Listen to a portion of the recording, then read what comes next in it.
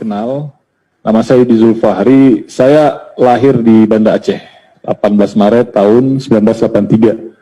Ya, dulu saya ini awalnya saya ini seorang alumni IPDN. Tahu ya IPDN, yang mana otomatis alumni IPDN itu menjadi pegawai negeri sipil. Nah, saya sempat bekerja sudah di pemerintah Kota Banda Aceh. Ya, saya ketika di IPDN lalu bekerja di Banda Aceh itu tidak ada pernah terbayang, ya, tidak pernah terbayang kalau saya akan sampai di posisi pada hari ini, di titik ini gitu. Karena yang ada dalam pikiran saya lulus IPDN jadi pegawai negeri dan kemudian saya akan merintis karir dari situ. Gitu. Apalagi kalau lulusan IPDN itu sudah apa ya, sudah semacam rata-rata ya sudah akan menjadi pejabat publik nantinya. Itu yang ada dalam pikiran saya.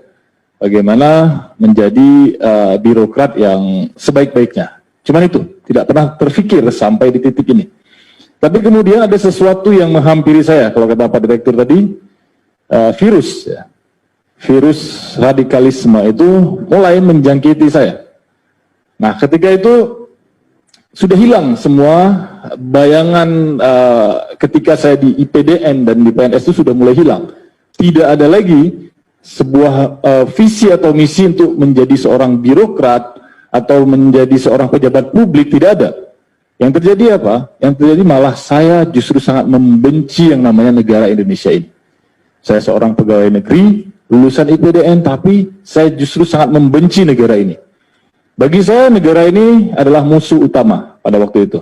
Setelah virus itu masuk ke dalam diri saya, ya, negara ini menjadi musuh utama. Konsentrasi utama saya bagaimana saya melawan negara ini. Berubah total ketika virus itu masuk. Virus radikalisme, terorisme itu masuk. Berubah total. Saya masih bekerja pada waktu itu di PNS, tapi yang saya lakukan justru persiapan untuk bagaimana saya bisa melawan negara, bukan mengabdi kepada rakyat atau menjadi abdi negara. Persiapan melakukan pelatihan militer dan membentuk daerah basis militer pada waktu itu bersama rekan-rekan dari JI dan sebagainya. Sampai terjadi kasus pelatihan militer di Aceh. Itu bukan cuma sekedar pelatihan, tapi program pembentukan daerah basis militer. Jadi semua kelompok-kelompok yang pernah terlibat terorisme itu berkumpul ingin menjadikan Aceh pada waktu itu sebagai daerah basis militer. Jadi mau merubah pola pada waktu itu. Dari pengeboman kepada perang gerilya. Mau kembali lagi ke asalnya dulu. Nah, di situ yang ada di pikiran saya, bagaimana saya bisa melakukan perlawanan yang pada waktu itu dalam pemahaman saya adalah jihad fisabilillah. Dan saya bisa mati di situ.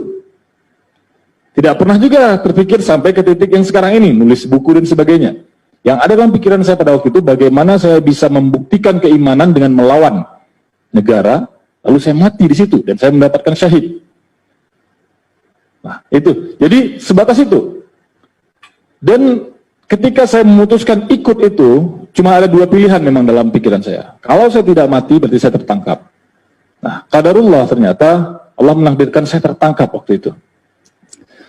Setelah tertangkap, saya juga masih sangat membenci negara ini. Dalam pikiran saya, banyak sejarah kisah-kisah yang saya temukan di luar negeri gitu ya, yang tertangkap tapi kemudian jadi semakin matang dalam gerakan ini gitu. Saya ingin menikmati itu, oke, saya mungkin ditangkap supaya saya lebih matang dalam gerakan ini. Belum ada pikiran saya untuk bagaimana saya keluar dari situ, belum ada. Saya menganggap tertangkapnya pertama itu adalah proses pematangan diri saya dalam gerakan ini. Nanti saya mungkin divonis berapa tahun, setelah itu saya keluar, saya akan jadi lebih matang dan semakin berperan dalam gerakan ini. Tapi ternyata Allah menghadirkan lain. Allah pertemukan saya dengan yang namanya Ali Imron. Ya, saya panggil beliau Ustadz Ali Imron, pelaku bom Bali. Beliau ternyata berhasil membuka pikiran saya. Ketika saya di dalam, beliau ngobrol dengan saya, waktu itu Densus mempertemukan saya dengan Ali Imron. Ali Imron lalu mengajak saya bicara, membuka pikiran saya bahwa apa yang saya lakukan ini keliru, tapi bukan secara dalil, pakai logika saja. Pakai logika beliau sadarkan saya. Karena kalau waktu itu beliau kasih saya dalil-dalil pembanding, saya waktu itu akan menolak. Kenapa? Karena saya sudah tertutup dari berbagai macam referensi yang lain. Saya cuma punya satu referensi yang tadi disebutkan oleh Pak Direktur, dari Wahabisme. Saya akan menolak semua referensi di luar itu. Tapi Ali Imron berhasil membuka pikiran saya, sehingga saya mau menerima referensi lain. Gitu. Nah, kemudian mulai ketika saya terbuka pikirannya, saya mulai mencari referensi-referensi lain, mulai semakin hilang itu virus-virus itu.